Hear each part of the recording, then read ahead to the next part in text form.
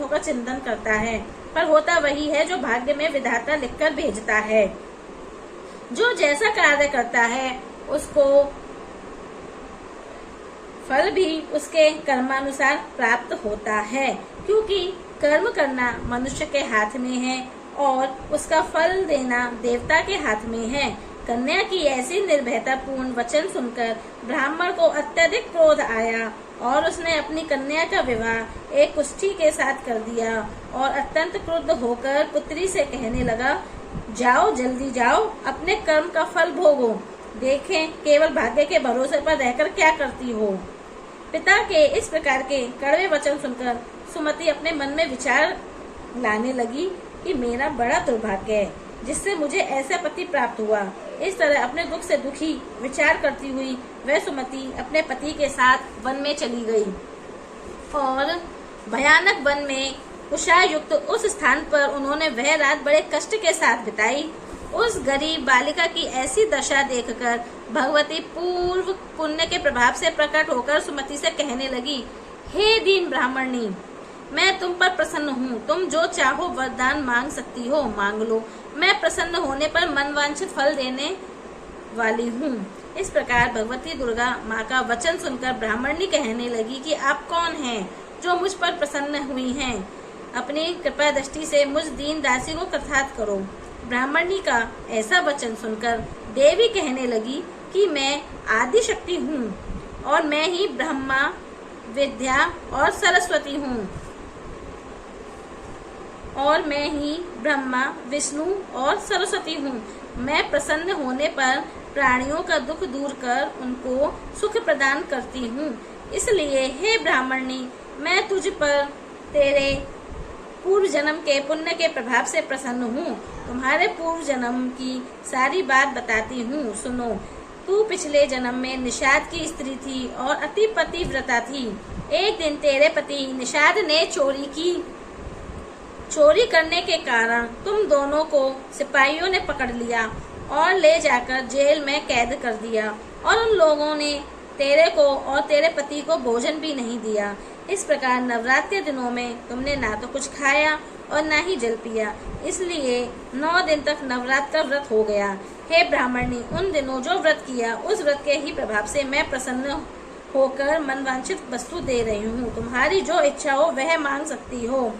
इस प्रकार दुर्गा माँ के कहे हुए वचन सुनकर ब्राह्मणी बोली कि अगर आप मुझ पर प्रसन्न हैं तो हे दुर्गे, आपको मैं शत शत प्रणाम करती हूँ। कृपा करके मेरे पति के कोढ़ को दूर कीजिए। देवी कहने लगी, उन दिनों में जो तुमने व्रत किया था उस व्रत के एक दिन का पुण्य अपने पति का कोढ़ दूर होने के लिए अर्पण करो। मेरे प्रभाव से तेरा पति कोढ़ से रहित हो सोने के समान शरीर वाला हो जाएगा। ब्रह्मा जी बोले। इस प्रकार देवी का वचन सुनकर वह ब्राह्मणी बहुत खुश हुई और पति को निरोग करने की इच्छा से ठीक है ऐसा बोली। तब तक उसके पति का शरीर भगवती माँ की कृपा से कुष्ठहीन होकर अति कांति युक्त हो गया, जिसकी कांति के सामने चंद्रमा की कांति भी धीमी पड़ जाती। वह ब्राह्मणी पति की मनोहर देह को देखकर देवी को अति पराक्रम वाली समझकर स्तुति करने लगी।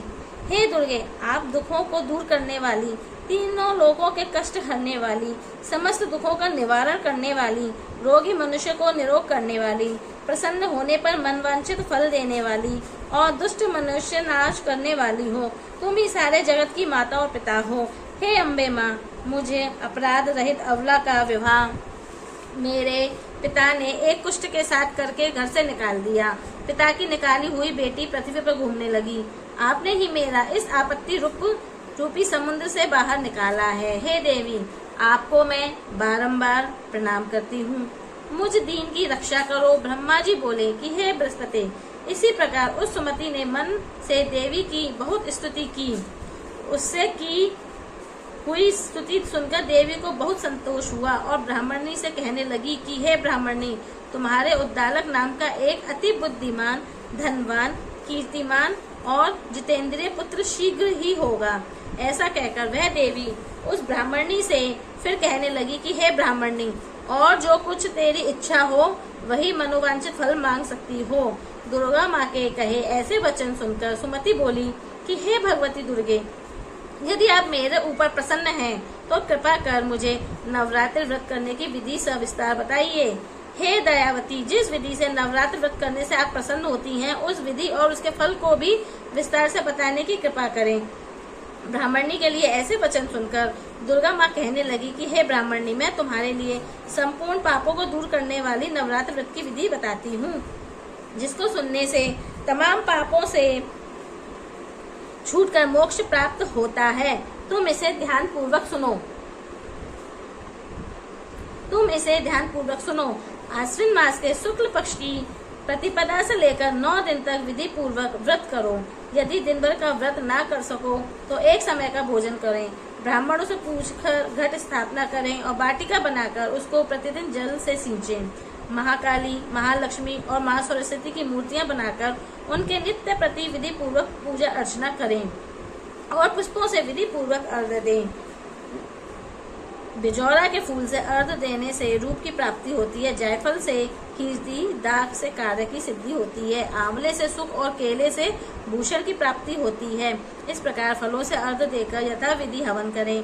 खांड, घी, गेहूं, शहद, जौ, तिल, बिंब, नारियल, दाख और कदम, इन सब सामग्रियों से हवन संपन्न करें। गेहूं का हवन करने से लक्ष्मी की प्राप्ति होती है। खीर व चंपा के फूलों से धन और पत्तों से तेज और सुख प्राप्त होता है। आंवले से कीर्ति और केले से पुत्र की प्राप्ति होती है। कमल से राज सम्मान और दाखों से सुख संपत्ति की प्राप्ति होती है। खांड, घी, नारियल, शहद, जौ और तिल, इनसे तथा फलों से होम करने से मनवांछित फल वस्तु की प्राप्ति होती है। व्रत करने वाला मनुष्य इस विधि से हवन कर आचार्य को अत्यंत नम्रता के साथ प्रणाम करे और यज्ञ की सिद्धि के लिए उसे दक्षिणा दे। इस महाव्रत को पहले बताई हुई विधि के अनुसार जो कोई करता है उसके सब मनोरथ पूर्ण हो जाते हैं। इसमें तनिक भी शंका नहीं है। इन 9 दिनों में जो कुछ दान किया जाता है उसका करोड़ों गुना फल मिलता है। इस नवरात्र के व्रत करने से ही अश्वमेध यज्ञ का फल मिलता है। हे ब्राह्मणी, इस संपूर्ण मनोकामना को पूर्ण करने वाले उत्तम व्रत को तीर्थ, मंदिर अथवा घर में ही विधि पूर्वक करें।